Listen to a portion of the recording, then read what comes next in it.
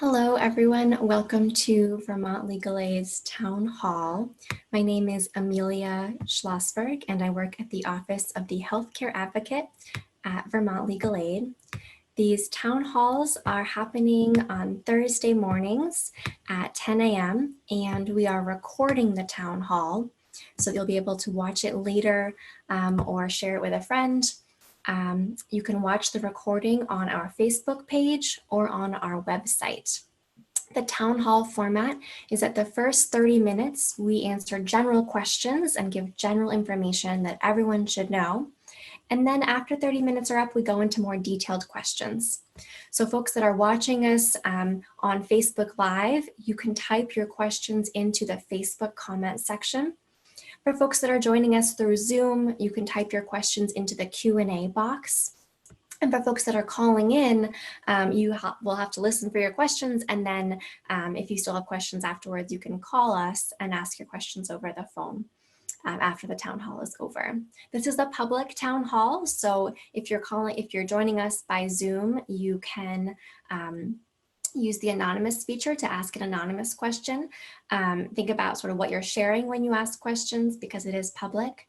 If you have questions that you want to ask in a confidential space, our help is always confidential and free, so you can reach us at the phone number that's operated by Vermont Legal Aid and Legal Services Vermont, and the phone number is 1-800-889-2047. Again, this is being recorded. And I can tell you about Vermont Legal Aid. We are a nonprofit law firm. We help people across the state of Vermont with civil legal issues. We do have 5 offices across the state, and we are not currently accepting any walk-in clients in person, but you can reach us by phone and by email, and you can also visit the website, www.vtlawhelp.org. The webpage is a joint project with Vermont Legal Aid and Legal Services Vermont. Civil legal issues include things like housing, healthcare, disability law, tax law, unemployment, things that are not criminal law. And our guest today, we have 2 guests today from the Disability Law Project. Our guests are Rachel Seelig and Marilyn Mahusky. Rachel and Marilyn, thank you so much for joining us. Thank you. Thanks for having us. And today we're talking about special education in the time of COVID-19 pandemic. So first, just tell us a bit more about yourselves and what the Disability Law Project is.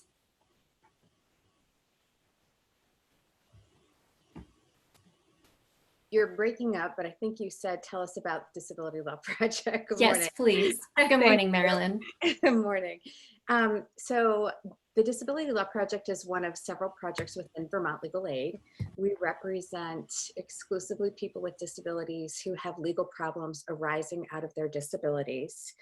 Out of our caseload of about 300 plus calls, intakes per year, I'd say 30% or well over 100 cases per year are in the area of special education. So Rachel and I and others in the Law Project do a fair amount of special education work.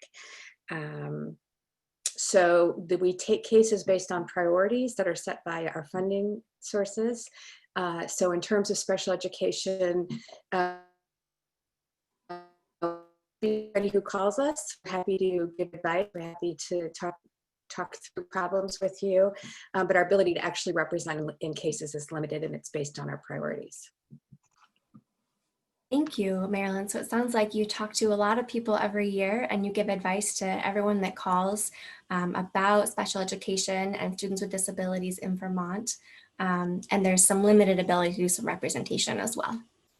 That's right. And, you know, in terms of our limitations, our priorities are focused currently in representing students who are kicked out for disciplinary reasons, primarily for suspension or expulsion, also if they're just told not to come back.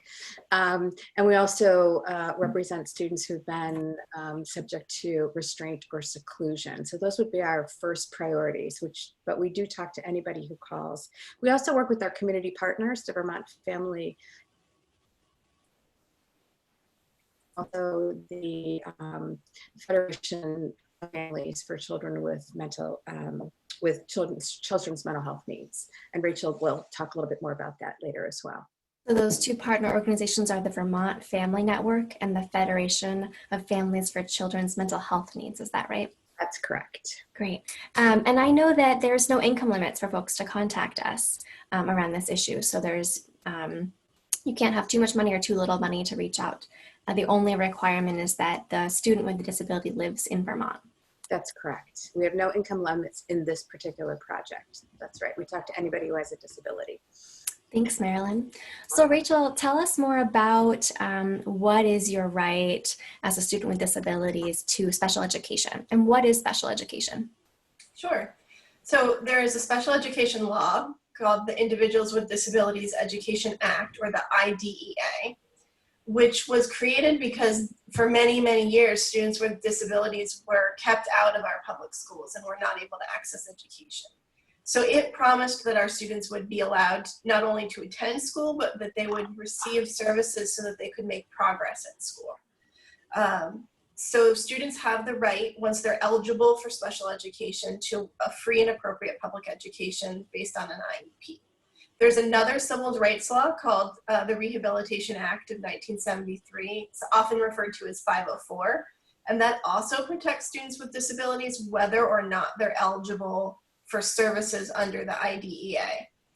And neither of these laws have changed as a result of COVID. I think that's a really important thing for people to understand. So all of the rights to access education, to receive services, those rights are still in place, even though we're going through a pandemic. So the Individualized Education Program, or IEP, is still in effect, or the 504 plan is still in effect for each individual. That's right. Got it. Okay, so you've described a free and appropriate public education. What does that look like? So free appropriate public education, there are a couple of different parts to that. First, it's free, which means that it should not cost the parent any money. Second, it's a public education, so it's provided for by your local school district.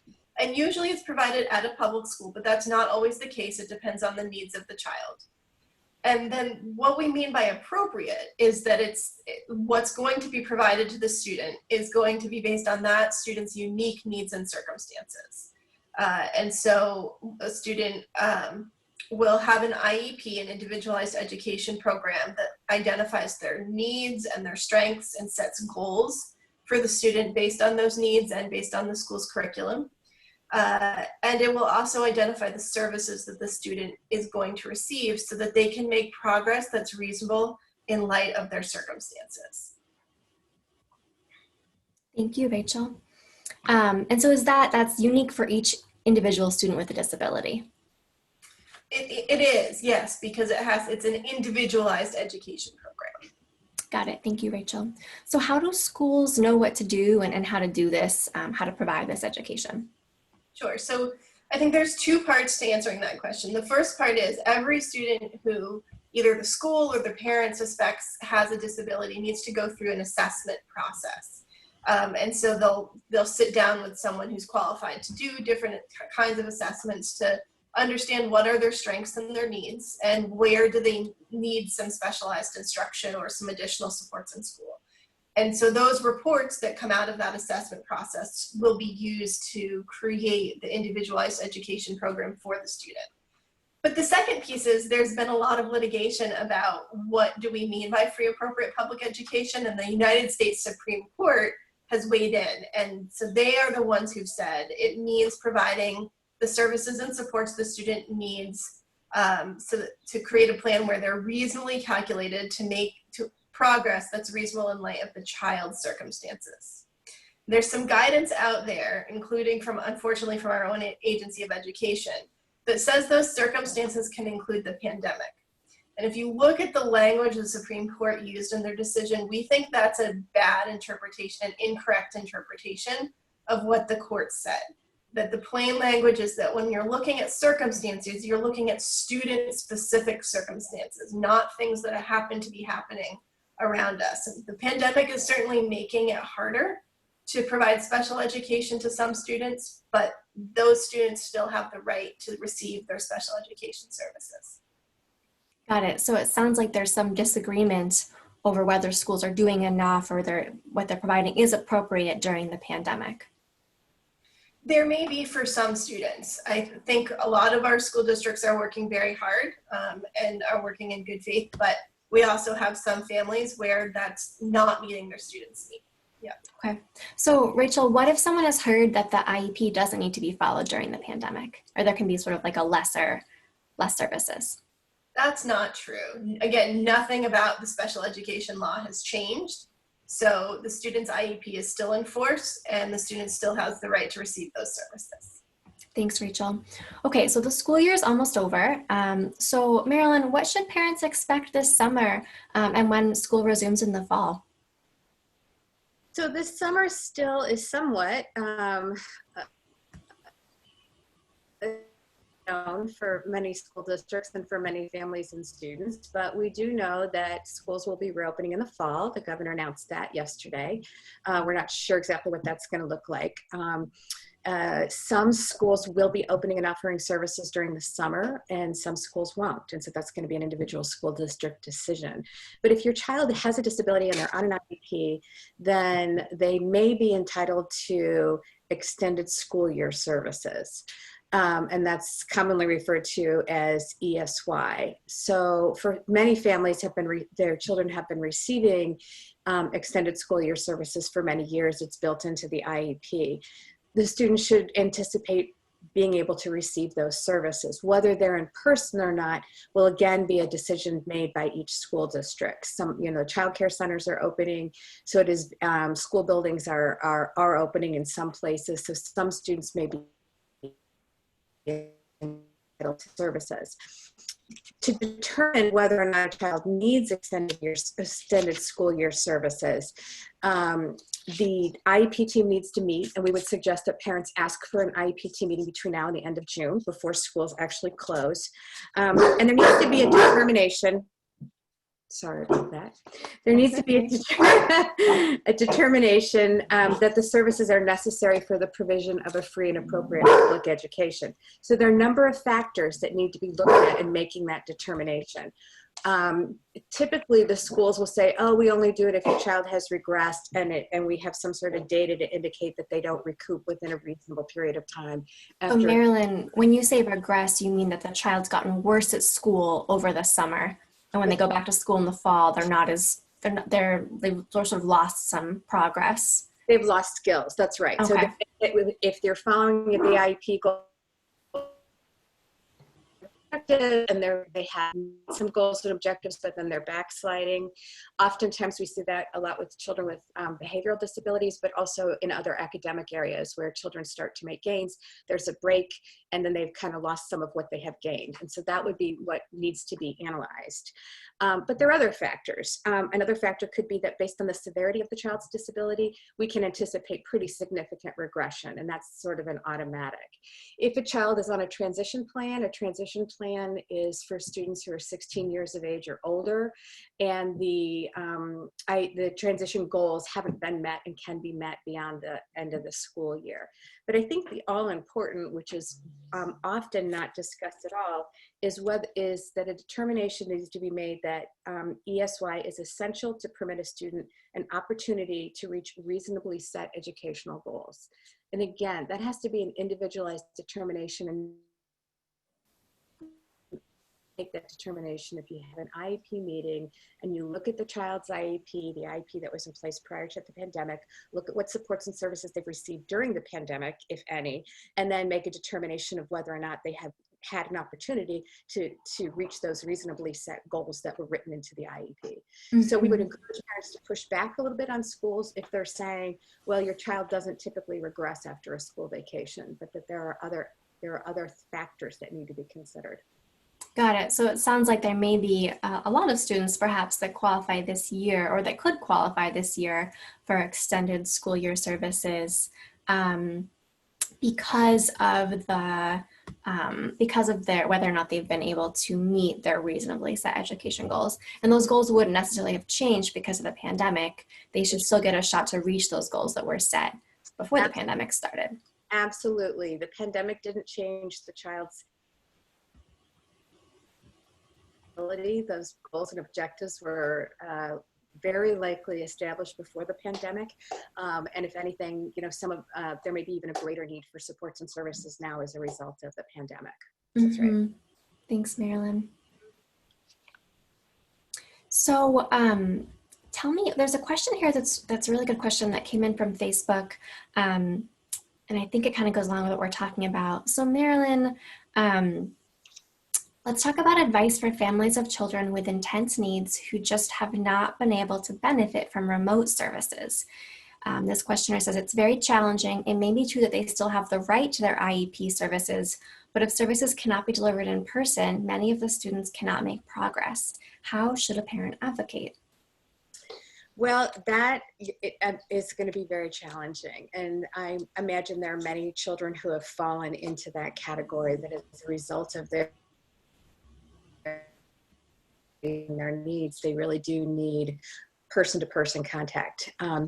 Some schools, as I said, may well be opening for person-to-person contact. So obviously that parent should be contacting the school and having an IEP meeting and making that request. But I think the other factor, and this leads me into what I was going to discuss next, which is compensatory services, is that come fall, that parent should be asking for an IEP team meeting to look at whether or not the child has lost so much that there are services that need to be made up.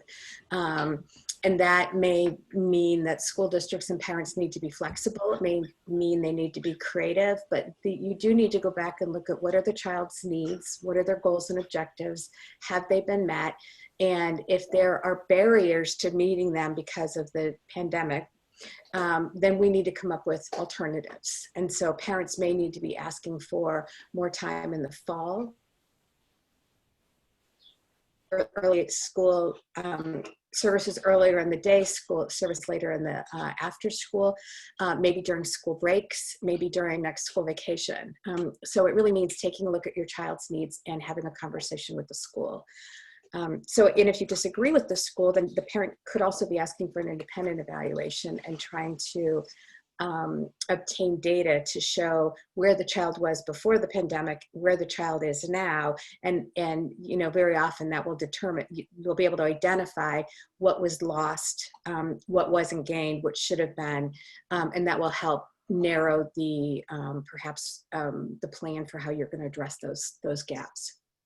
So Marilyn, it sounds like if students are missing out on something previously or right now, there's an ability to make it up later.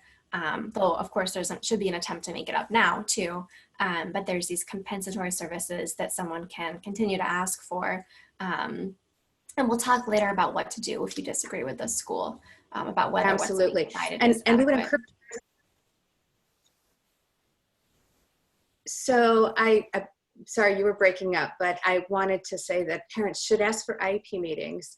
And some schools are getting the message, and some of this is coming from the guidance from the agency, that, and it goes to Rachel's point that she said earlier about what is the standard for determining what's appropriate and how you determine what's appropriate for the child in light of the child's circumstances, and that doesn't affect that's not related to the pandemic, it's related to the child's needs. So I think schools are going to say, oh, well, we don't have to make up for it because of the pandemic, but the reality is no, you need to look at the child's circumstances. Did the child get the services they needed during the pandemic? And if they didn't, then the school does need to come up with a plan to compensate for that. And if people aren't getting a response from the school district,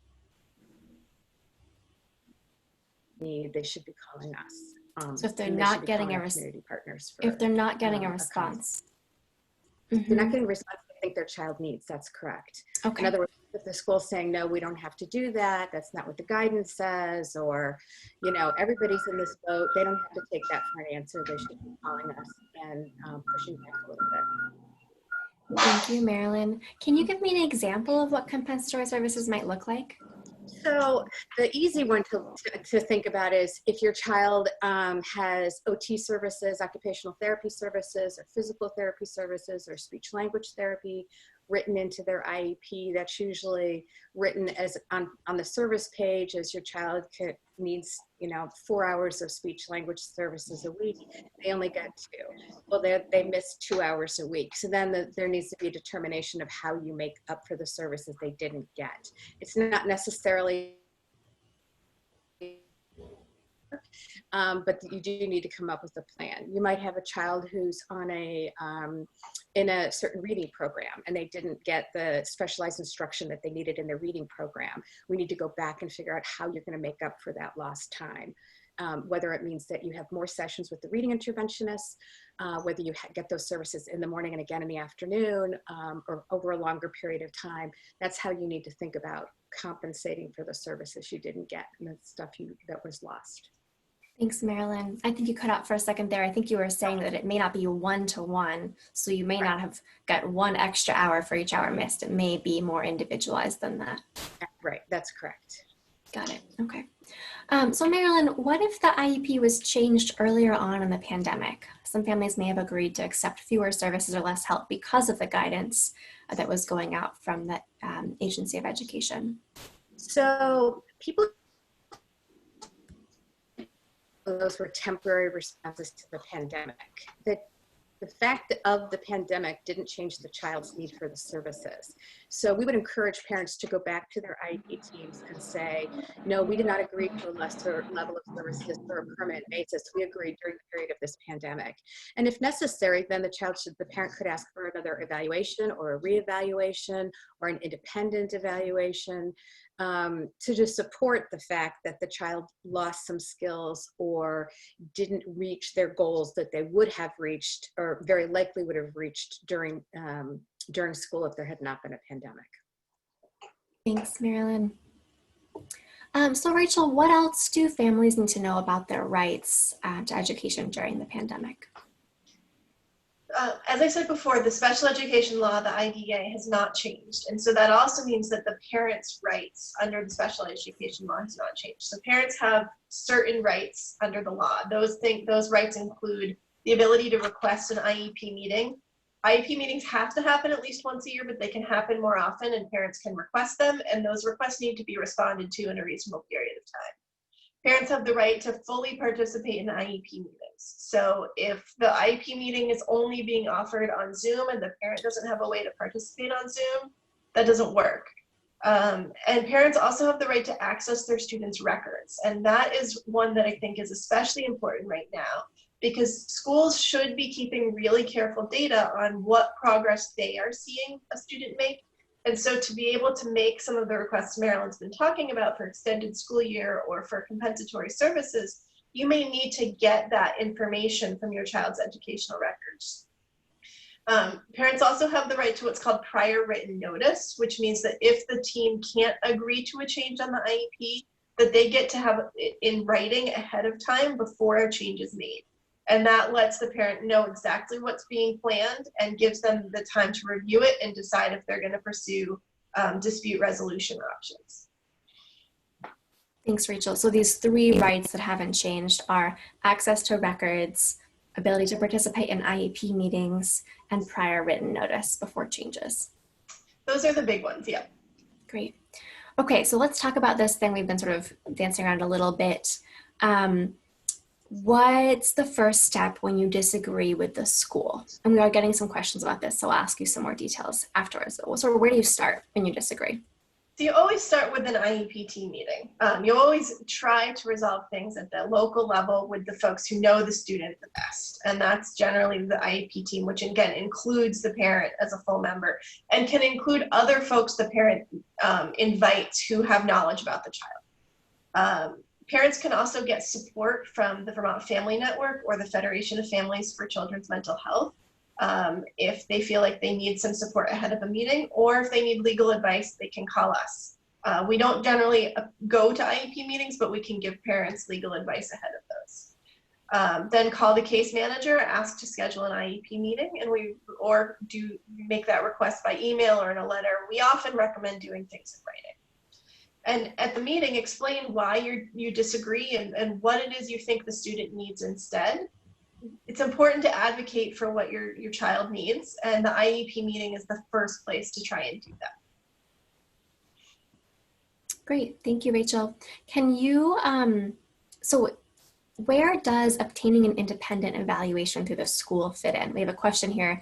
Can you please explain the process for obtaining an independent evaluation through the school, since it has been mentioned several times? Sure.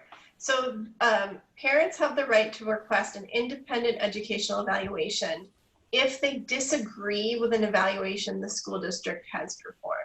So all students are required at least every 3 years to go through what's called a comprehensive evaluation. So most often where we see a request for an independent educational evaluation is going to be after that comprehensive evaluation if the parent disagrees with what's in that evaluation.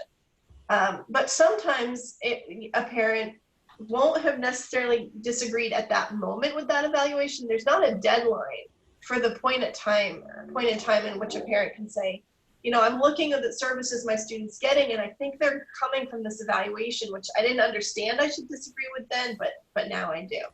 So an independent educational evaluation, if you've made the request to the district, and again, we recommend doing that in writing, the district has two options. One is to help arrange for that evaluation to happen at their expense. And the second is to take you to due process and explain why their evaluation was acceptable. The independent evaluation will not be performed by school staff. They'll find an outside agency who can perform the kinds of assessments that the student needs to have in order to do that. Okay, so you mentioned due process. Let's talk about some of the other sort of formal ways to go ahead if the IEP team, if working with the IEP team isn't getting you what your student needs. Sure. The IDEA, the special education law, provides 3 dispute resolution options. Those are mediation, an administrative complaint, or due process. So with mediation, the Agency of Education maintains a list of mediators. These are neutral third parties. They don't work for the parents, they don't work for the school district, but they can come in and try to help the school district and the parents come to some kind of agreement to resolve the dispute that they're having. And that's an informal process. It can be very flexible, and it's voluntary, which means both the parents and the school district need to agree that they want to do a mediation to do it. And if the parent is feeling like they're not getting anywhere, or if the school district is feeling like they're not getting anywhere, you don't have to come to agreement in mediation. You can decide to stop the mediation and walk away. The second option is an administrative complaint. This is essentially writing to the Agency of Education, and they have a form that you can use to do that, so you make sure that you meet all of the elements, and asking the Agency of Education to investigate whether there has been a violation of some of the special education rules. And the third option, the due process we've talked about a couple times, that is an administrative hearing, so it's kind of like a court case, but with a hearing officer instead of a judge, where you bring your evidence and the school district brings their evidence, and you are essentially trying to show that the school district has not been providing your student with a free, appropriate public education, that they've been violating the rules. And you're asking for that hearing officer to agree with you, and if they do agree with you, to remedy that situation. Thanks, Rachel. Okay, so it sounds like there's sort of formal dispute options, including that due process complaint. And usually at that point, you've already talked to either Vermont Legal Aid or the Vermont Family Network or the Federation. And so that's maybe those 3 options would help you with those formal dispute options at that point too. Right. Great. Okay, so we're nearing the end of our first 30 minutes, and I want to cover a couple more things. So Marilyn, what else should families do if their children need services now that they haven't gotten in the past? Let me just say, I keep getting this message on my screen. I might. That says my internet connection is unstable. So Okay. if you can't hear me, maybe we should switch to Rachel, but I'm just going to say that now at the outset, and you can let me know if I'm unstable. Under the special education law, schools have an obligation, it's an affirmative obligation to find children, identify children who may be suspected of having a disability. We refer to that as the child find provision. And every year school districts are required to go out and look for kids who might have a suspected disability. And that includes kids who are homeless, kids who live in, who are in hospitals, children who are migrant children, kids in foster care, private schools. So, so there is that obligation to look for kids who have a disability. But if you suspect your child has a disability, then you have the right to request that the school district evaluate your child. So I would first say, talk to your child. See whether or not they agree, and then make a referral. And often the teacher may not agree because they've been told, well, first we have to try multi-tiered systems of support or try these other things. And the answer is no, you don't have to wait. If you think your child has a disability and could benefit from special education, you have the right to request a comprehensive evaluation. Thank you, Marilyn. Okay, so Marilyn, any final takeaways before we go into the specific questions folks are typing into the Zoom chat and or into the Zoom Q&A and onto the Facebook live stream? Yeah, I think the most important thing is to remember that you are your child's best advocate. You know your child best. You have been home with your child, presumably for the last several months. So you know how your child has experienced this pandemic, and you know whether or not they have improved, their behaviors have worsened. You are best to know your child. So when you hit a brick wall, as we've talked about, go to the school, ask for an IEP meeting, ask to talk to the teachers, ask to talk to the school school officials, but ask for what you believe that your child needs, and if you don't get what you're looking for, then you should give us a call or our community partners a call. Great. Thank you, Marilyn. So thank you so much for this first 30 minutes. We're now going to start answering more questions. So you can go ahead and type those questions into the Zoom Q&A box at the bottom of your screen if you're joining us by Zoom, or you can keep entering those into Facebook Live.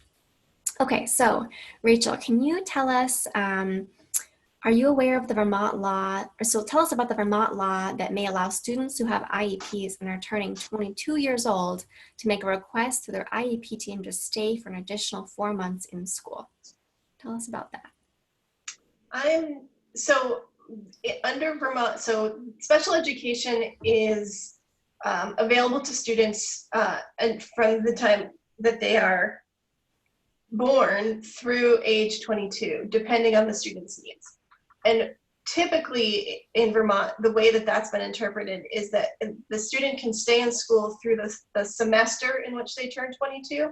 So that may be 4 months for some students, but it may be less than that for other students. I'm not aware of a 4-month period. Marilyn, you may know something I don't, but I'm not aware of a whole extra 4-month period.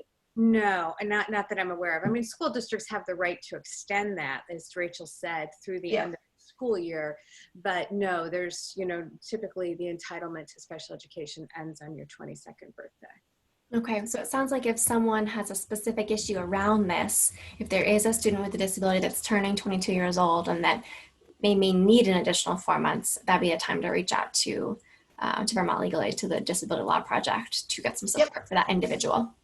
Absolutely. We can research that too. Okay, more questions here. Marilyn, maybe you want to start with this one. If a parent gets a letter from their doctor saying that their child can't return to in-person school for health reasons, is the school obligated to continue the child's IEP using distance learning? The school is obligated to continue to provide your child with services. You are entitled to home-based services. So obviously that letter needs to be shared with the school district, and then you need to have an IEP team meeting to talk about what's the best way for your child to receive the services and supports that he or she needs. So if school goes back to in-person, but your child can't go back in person because of a medical reason that a doctor is backing up, that'd be the time to have an IEP meeting and get that resolved. That's right. And there are other So sorry, you were breaking up a little bit. There are also other laws. So, you know, you'd be asking essentially for reasonable accommodation, that your child would be entitled to have an educational services at home.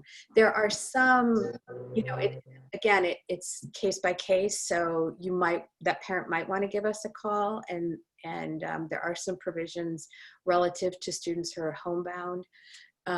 There are some provisions relative to students who are in hospitals. So it would be worth probably the parent giving us a call and having a conversation with us about what's the best way and what they can anticipate. But certainly there needs to be an IEP team meeting to talk about how to deliver services to the child. Got it. Thank you, Marilyn. Okay, so Rachel, do you want to talk about, let's see, this looks like a question about what, the special education rules that are open, and whether it's important for parents to give their input to changes that they would like to see on the special education rules. Sure. The special education rules, the Vermont special education rules, not the federal ones, are currently open for public comment. That is because Vermont is changing its funding formula to a census-based funding model for special education. We're not really going to get into that today. But yes, the rules are open, and the legislature has passed a law that's now in the governor's hand that would extend the period for public comment on those rules to the end of December of this year. So if there are problems that you see with the special education rules, then you can absolutely provide public comment either in person at a Board of Education meeting or in writing to the Board of Education to explain changes that you would want to see to those rules. Rachel, it sounds like one of the Disability Law Project's partner organizations, the Vermont Family Network, is saying here that they have a parent survey posted on their Facebook page for folks that also want to give some feedback. If there's a way for us to post that on the Facebook page, we should do that. I would love for parents to give feedback through that survey. Great. So it's on Vermont Family Network. It's on the Vermont Family Network's page, and we will reshare that on Vermont Legal Aid's page too. Okay. I'd also say that we have the Disability Law Project in conjunction with some other advocates, special education advocates, have prepared a proposed draft of the rules revisions, and those are available for parents to review on the State Board of Education's website. So review those, and if you support those changes, and there's some changes in there that we feel pretty strongly about in terms of ability standards for special education that we don't agree are consistent with federal law. There's some notice requirements that would give parents more notice that we're proposing. So I'd encourage parents to take a look at the proposed rules that we have made. They're kind of hard to read because of the way they're presented, but certainly it would be helpful if parents took a look at those and if they agree to say that to the state board. So those proposed changes by Vermont Legal Aid are on the Agency of Education's website. It sounds like in that comment section. In the State Board of Education website, that's right. State Board of Education website, got it, thank you.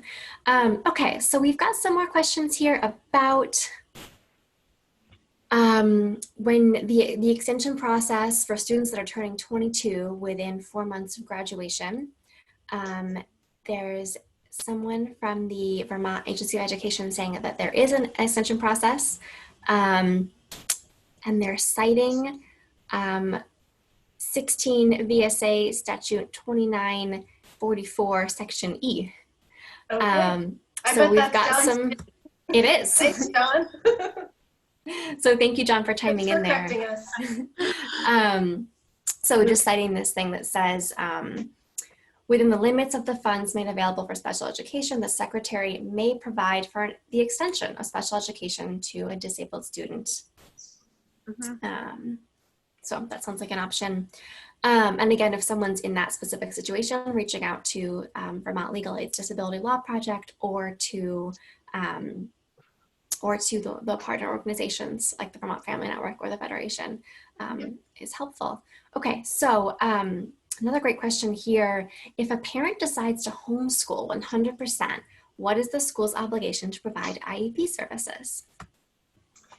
So that depends on whether the parent is deciding that and the IEP team is agreeing that that's the appropriate placement, which is pretty unusual. Most IEP teams don't agree that homeschooling is the appropriate placement. So usually a decision to homeschool is what's called a unilateral placement, and a homeschool student will be treated the same as any student that's unilaterally placed into an independent school in the state. So what our special education rules provide for at that point is essentially what's called an equitable services plan. So you can still meet with your school district and see what they can provide to you, but many of the rights that parents have whose students are attending public school or placed through public education are much more limited if you make a unilateral placement. And I think it will be interesting going forward, thinking about, it just goes back to the prior question of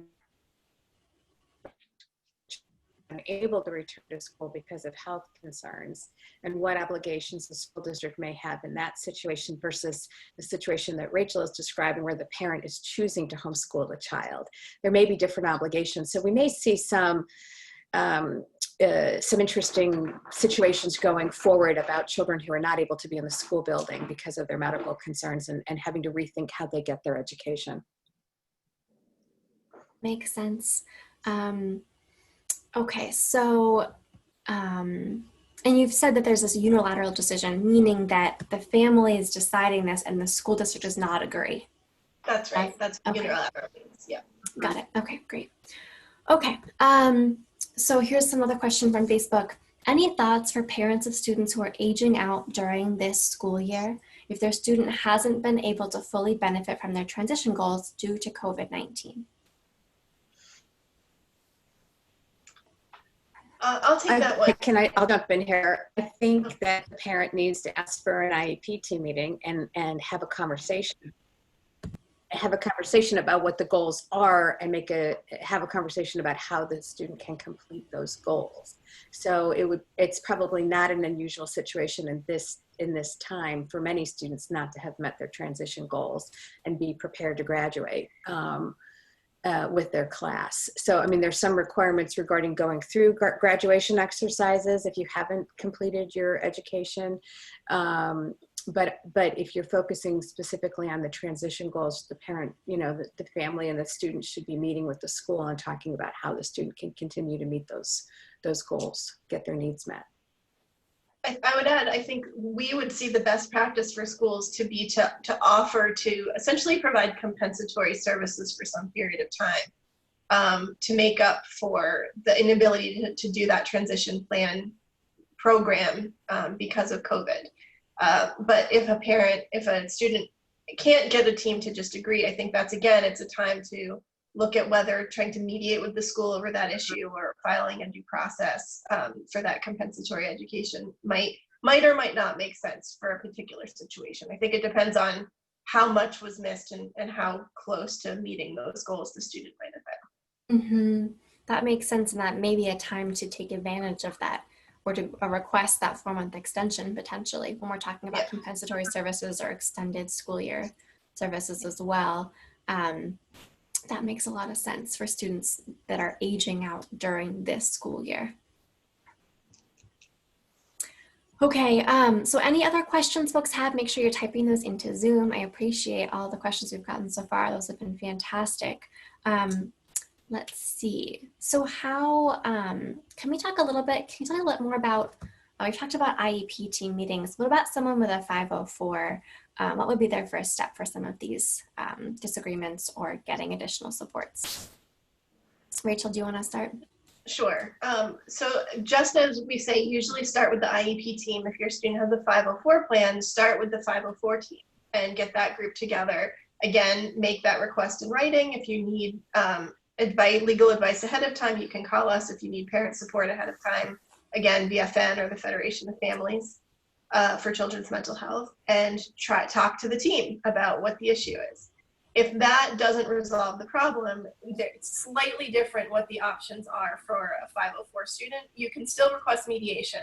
You can still file for due process. But the administrative complaint process, the asking the agency of education to investigate, that's specific to the special education law called the IDEA. instead of that, what 504 students can do is file a complaint with the Office of Civil Rights for the U.S. Department of Education, and ask them to investigate. So that's kind of the alternative to the administrative complaint process. And in some circumstances, the Human Rights Commission may be able to investigate as well, because they are charged with investigating discrimination, not just for disabilities, but for all the protected classes. And that would include discrimination in schools. Thank you, Rachel. Okay, so we have another question here. Do students who have disabilities or compromised immune systems who go back to in-person school have a legal right to protect themselves by way of having all other students wear masks? My understanding is that it will be mandatory for school staff to wear masks, but for students, it's optional. So I guess this is a question about accommodations, and I guess, could there be a reasonable accommodation for having other students wear masks? Is that specific to this individual student, or is it sort of general? Do we have a general answer? What becomes a reasonable accommodation is a very individualized determination. I would suggest that if that's something that a particular family is concerned about, that they give us a call so that we can understand more of the details of why they might be asking for that in a specific circumstance. It sounds like a lot of students with disabilities that have compromised immune systems may be looking for some reasonable accommodations to manage risk in the fall. Absolutely. And it's important that they confer with their physicians. It's going to be very important to have the medical documentation to support a request. And it may be that as part of a conversation with the school district, the family brings in the pediatrician or the doctor and talk about how can we reduce exposure, how can we reduce risk. And we've certainly seen that happen in other situations where medical providers are willing to participate in that conversation about how can we keep this child safe and at the same time understand the nature of the school environment and the classroom.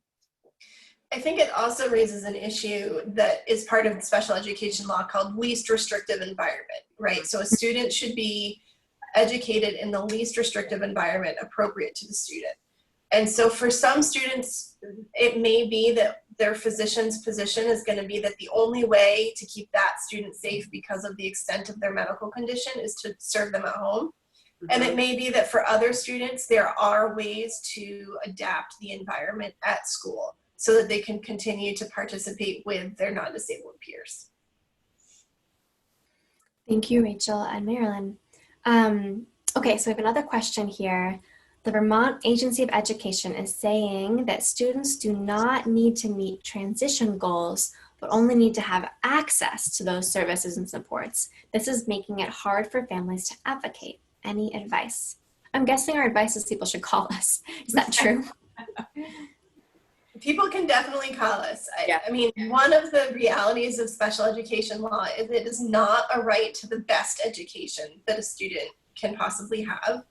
And although an appropriate public education includes, providing services that are reasonably calculated to allow the student to make progress reasonable in light of his or her circumstances, it's not actually a promise that a student will achieve all of their goals. And so that's, I think, part of where that's coming from. And so, yeah, I would say that if there are some transition from programming challenges, then that's an appropriate time to give us a call and get some legal advice.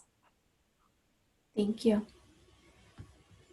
Can we talk a little bit about like discipline? I know that Vermont Legal Aid has done some research about students with disabilities and discipline, as well as students with disabilities that are students of color or Black students and discipline. Can you talk a little bit about your work around that, Rachel, or our work around that?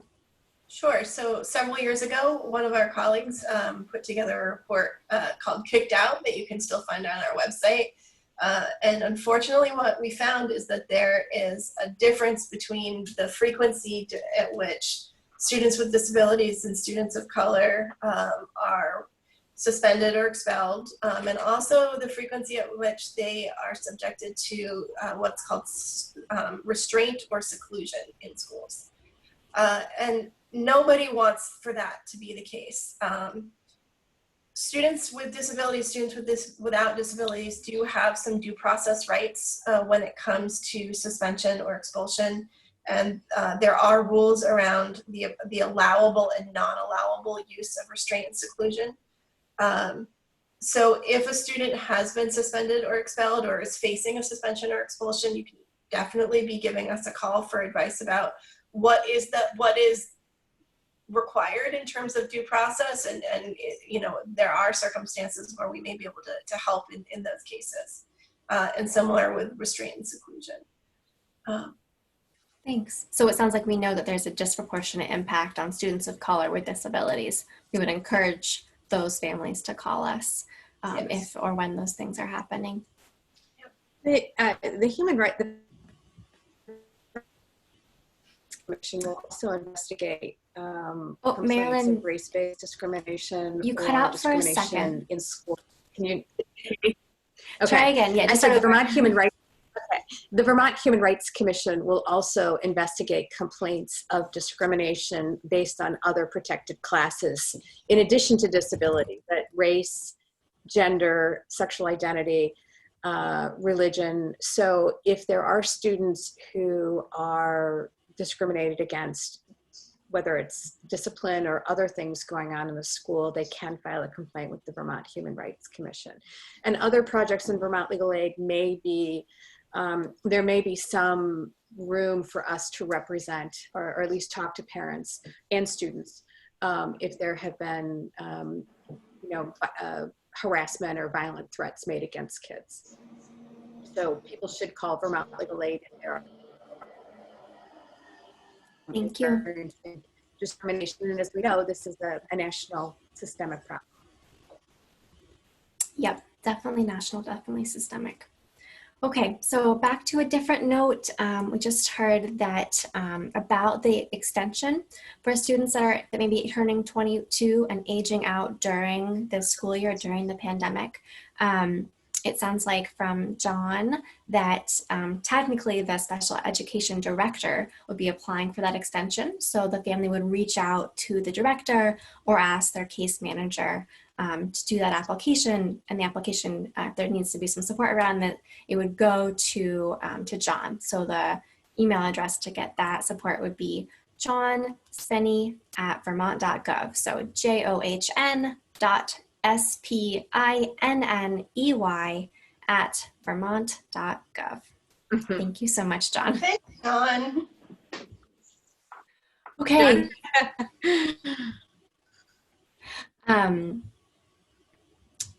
So let's see. So I know that we're focused on students of color with disabilities. Can you speak about any anti-racist school practices that you know of that are maybe being discussed in Vermont to support those students of color with disabilities?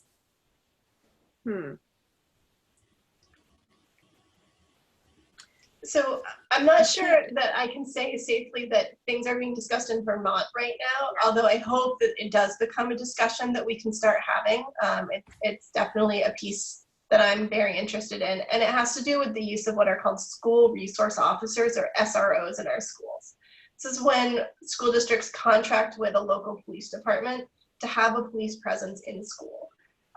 And what we're seeing around the country are some school districts making the decision that that is not something that they want to have happening any longer, and that there are other ways to support our students to keep them safe in school. So that's one thing. Another thing is we talked a bit about the suspensions and expulsions, and that there can be a disproportionate impact on students of color and students with disability. And again, I think we've been making strides in promoting positive behavioral interventions and supports in Vermont, but students are still suspended and expelled. And so if there are ways to reduce or eliminate suspensions and expulsions and move to more restorative justice practices in schools, I think that would be a positive step forward in our schools becoming more anti-racist. Thank you. And I guess I can also add here, Marilyn, you were just talking about the Human Rights Commission. So I know that this is a priority for the Human Rights Commission as well, It the is, Vermont yes. Human Rights Commission. It is, and I just want to echo what Rachel said, is that we are very concerned about the over-reliance on school resource officers, not only relative to students of color, students who are migrants, other sort of disadvantaged students. We're also concerned about school resource officers and how they interact with kids with disabilities. And we're very concerned about what that's going to look like in the fall when kids come back. And we know that many kids have been in very vulnerable situations. So we're concerned about that. And we're also concerned about, as Rachel said, the over restraint, suspensions and expulsions. And we are actually reaching out with our community partners. This is becoming a nationwide movement where communities are demanding that schools cancel contracts with school resource officers. And so Legal Aid has started reaching out to our community partners and having conversations about how we can address that concern here in Vermont. Great. Thank you, Marilyn and Rachel. Thank you so much for your time today. Any last thoughts you want to leave our audience with? This has been a fantastic conversation with a lot of really great questions coming in. I guess I can say that to reach the Disability Law Project, you start by calling Vermont Legal Aid and Legal Services Vermont's phone number, which is 800-889-2047. And we also have a lot of information about special education on the website that Vermont Legal Aid and Legal Services Vermont have put together. The webpage is www.vtlawhelp.org. So that's always a resource for families. And I know that you all take on over 100 cases every year, helping families and giving advice to families with issues around students with disabilities that are not getting as much appropriate free and public education that's needed. So any other last comments here? Well, can I just say, I would also make a plug for Vermont Family Network and folks turning to their website. I often turn to their website for resources when I'm being asked a question because it's quick, it's easy to find, it's well researched, and it's well done. So definitely contact the Vermont Family Network. You can Google them and find them that way, and can get a lot of questions answered, and if you're unable to resolve things, please call us. We're happy to think through things and look at records on occasion. And as we said, in some instances, represent you to help ensure your children get the education they're entitled to.